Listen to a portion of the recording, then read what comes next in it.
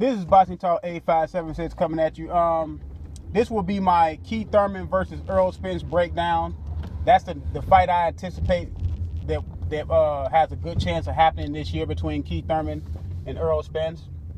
After Errol Spence came off that victory, that great victory versus Errol Brook in Sheffield, and Keith Thurman came off his great victory versus Danny Garcia, who was the WBC champion at the time. And now Keith Thurman has the WBC and the WBA, and Errol Spence had the IBF.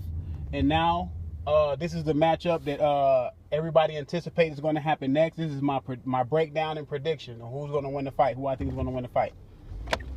Now, Keith Thurman, I seen a lot of things in the fight versus Errol Brook because I was waiting to see how Errol Spence reacts to another top fighter, because that was his first, test at that level. And it was some things that I seen in the fight that I know for sure that Keith Thurman can take advantage of. Now, Errol Spence showed me that he showed me a couple things. He showed me that he's tough. He showed me that he's endurable. Has great endurance, and he has a pretty good chin. He can take a punch, because Errol Brook landed some flush right hands and some hooks. And he showed me that he's mentally tough.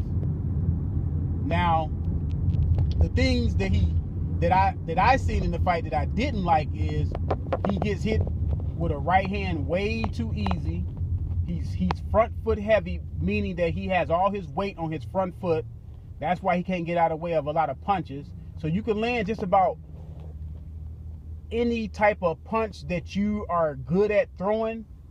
You can land it. If you could throw a hook very well, you can land a hook on Spence. If you could throw a right hand on very well, you can land a right hand on Spence. You can land your jab on Spence. Spence does not have upper body movement for defense. He doesn't have head movement.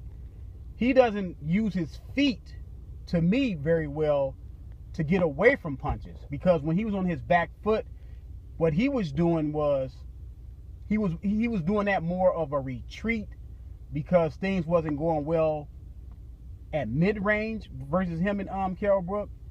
And he goes into the high guard, which a guy that throws 1, 2, 3, that throws 2 and 3 punches, maybe 4 punches, he can look good against Errol Spence, because Errol Spence is in a high guard, and that looks bad when you're fighting and the judges are looking at that. Even if all the punches don't land, it looks like you're in a defensive shell, and you don't want to, and you just, you know what I'm saying, you just not in control of the fight at that moment. So the guy that's throwing a lot of punches at you, he will look good, and that will score in the judge's eyes. So that's another thing.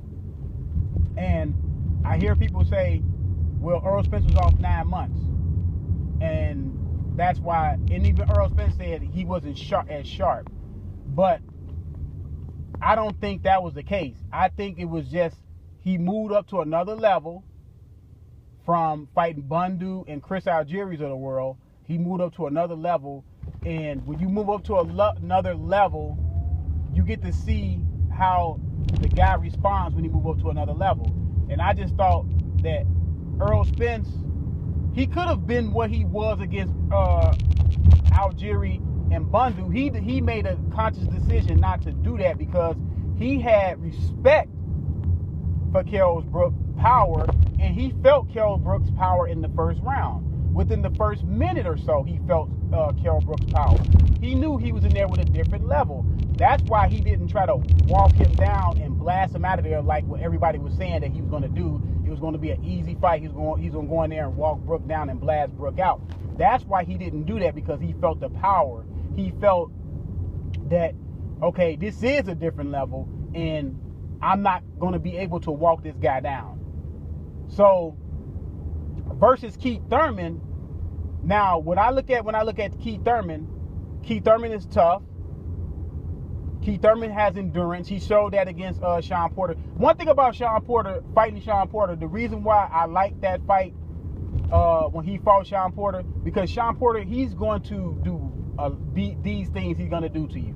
He's going to test your endurance, your mental focus, and how you respond to pressure in the ring. Keith Thurman, to me, responded versus Shawn Porter in pressure situations great, because he didn't even do that much holding. If you look at the fight, they did very little holding in that ring. What Keith Thurman did was, at mid-range, Keith Thurman was moving his upper body, he was moving his head, and he was feinting. Another thing that Errol Spence don't do, he don't throw a lot of feints. What feints does, feints keeps the man off balance. And then another thing with a feint can tell you what punch he's flinching at. What punch do you see that he's possibly worried about?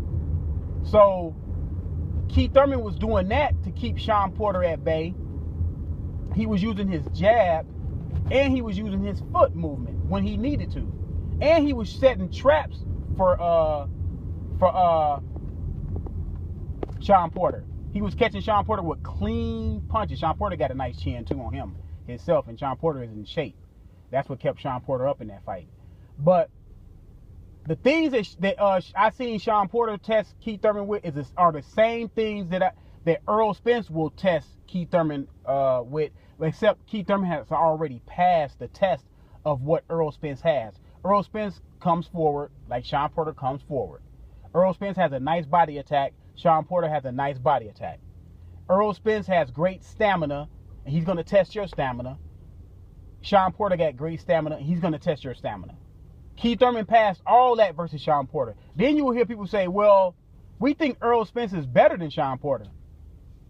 Errol Spence is slightly better than Shawn Porter, and I said the reason why I say it like this. Errol Spence is a slightly better clean puncher than Shawn Porter. Now, he will land cleaner punches than Shawn Porter, but that's not that much of a big difference. Everything that Shawn Porter will bring to Keith Thurman has already seen it in the ring, so it will be nothing different. Errol Spence will be a little taller. That's it, just a little taller. But he will not bring anything to the table more than what Shawn Porter brought to the table. Actually, Shawn Porter brings more pressure that I seen at this level, because Errol Spence for the first 5 or 6 rounds did not bring that pressure which everybody was saying he was going to bring to Kell Brook. I seen from round 1 virtually to round 12 against Keith Thurman, Shawn Porter for at least 8 to 9 of those rounds brought come forward pressure, and Keith Thurman was able to deal with it. Now let's get past all of that. Now let's go to the breakdown of the fight. I know Errol Spence from looking at Kell Brook that he's susceptible to a hook and a right hand, and he cannot get out of the way of the jab if you throw the jab consistent basis, because he got all his weight on his front foot. Errol Spence is best when he's on his front foot. He's not good going backwards. So you've seen in the Kell Brook fight, he was looking uncomfortable going backwards, and he was losing rounds when he was going backwards.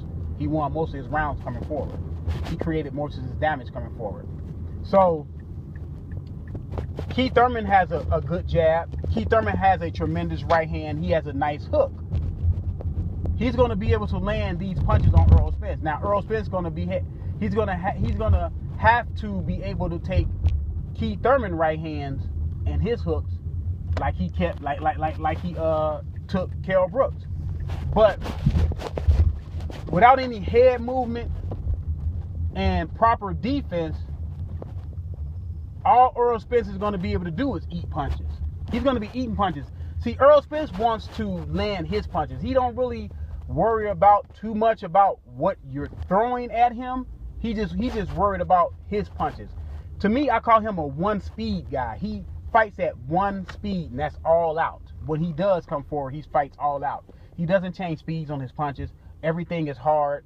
And when you fighting a guy when everything is hard, for the first round or so, you like, okay, this guy hitting hard. But then you get used to the speed. Just like, I'm going to go to another fight. Just like how Lomachenko fought Gary Russell Jr. Gary Russell Jr. was clearly faster than Lomachenko. In the first couple rounds, you seen Lomachenko kind of a little bit at the speed. But then Lomachenko got used to the speed because Gary Russell was only throwing at one speed. He was throwing everything fast. So you can get used to it. He started timing Gary Russell. Now, Keith Thurman, which what Carol Brooks showed, you can counter Errol Spence over the top. Once again, Errol Spence is front foot happy. When all of your weight is on your front foot, it's hard for you to get away from punches. That's why he was eating a lot of punches versus Carol Brooks. Carol Brooks just was not throwing combinations. If Carol Brooks would have threw combinations, I thought Carol Brooks probably could have hurt him more in the fight and could have kept him at bay more in the fight if he'd have threw combinations. But Keith Thurman, he usually throws more than 2 punches. He definitely throws more than 1 punch. Now people say, well, Keith Thurman's susceptible to the body punches. Okay. He got hurt versus Collazo, so everybody thinks that he's going to get hurt and they're going to go down and going to lose the fight or get dominated to the body. What happened in that Collazo fight? He ended up stopping Collazo. And then he fought Sean Porter. Everybody said that was going to be a problem. Sean Porter was going to break him down to the body. I thought Sean Porter hurt him once to the body in the fight. Keith Thurman took a lot of body punches from Sean Porter. I thought one was he looked a little bit uncomfortable with. But what'd he do? He got back. He moved around a little bit. Got back, got his wits about him, got his wind about him, and then he came back and started attacking Sean Porter, and he beat Sean Porter. And the body punches was not as daunting as everybody thought it was going to be, because I never seen Keith Thurman take a knee to a body with a body shot, and I never seen Keith Thurman go down to a body shot. So when people say this body shot thing, his body is weak, show me where he took a knee or he lost or got stopped due to a body shot. And if you can't tell me that, then you can't say definitively that this man is going to get beat, and the reason why he's going to get beat is because of Errol Spence's body attack. Now, Carol Brooks showed on film, which Keith Thurman can watch, that to neutralize Errol Spence's body attack, when you feel yourself on the ropes or getting really close to the ropes, because that's what Errol Spence likes to do most of his damage, is when you're on the ropes or when you're like really, really close to the ropes. He really throws his body attack and he really goes out all out. Clinch, turn him. I seen Carol Brooks clinch and turn Errol Spence several times in the fight. Carol Brooks just didn't throw punches after he turned him. When you turn the man, you got to throw punches at the man. Now you got him on the ropes. Now work him while he's on the ropes. So that's one thing that Keith Thurman can do to neutralize that. In the center of the ring, Errol Spence he still throws body shots because his main attack is body punching, which I think he does a great thing throwing body shots. But he doesn't throw a lot of body shots in the center of the ring. He'll throw one here and there. He'll throw one at a time. You can deal with that one at a time because Keith Thurman will be able to counter him upstairs when he goes to the body. See, one thing about that's the reason why in the center of the ring, unless guys are really, really close, you don't see a lot of body punches because you can be countered up top. All Keith Thurman has to do is counter him up top a couple hard times. Trust me, he will stop throwing a lot of body punches in the center of the ring. Now, I think Keith Thurman will win this fight. I think it will be by a split decision.